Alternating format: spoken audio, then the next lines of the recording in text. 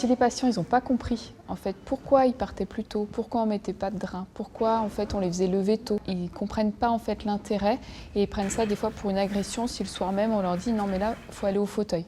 Ou là, demain, je veux vous voir marcher un couloir. Alors, il y a des difficultés alors déjà humaines parce que ça prend du temps. C'est-à-dire que c'est des consultations qui sont rallongées parce qu'il faut expliquer en fait toutes les étapes de la prise en charge.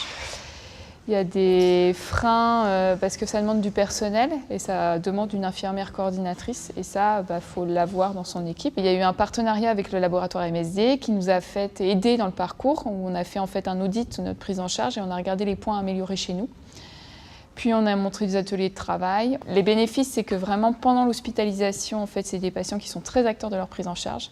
C'est la chirurgienne qui m'a parlé de ce protocole de réhabilitation rapide. Elle m'a expliqué qu'il y avait un protocole qui était mis en place depuis quelques temps au sein du service et qui permettait, par différentes actions, de pouvoir se lever beaucoup plus rapidement et de réduire le temps de séjour à l'hôpital.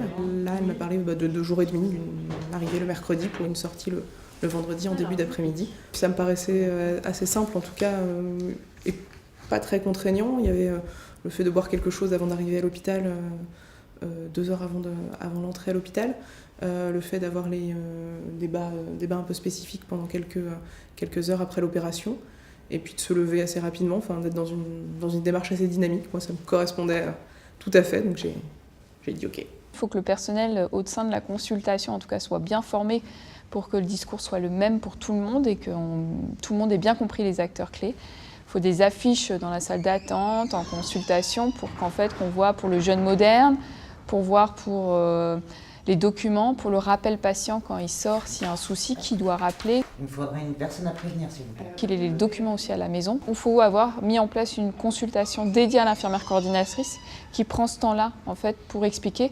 Et ça, il faut compter au moins une demi-heure par patient.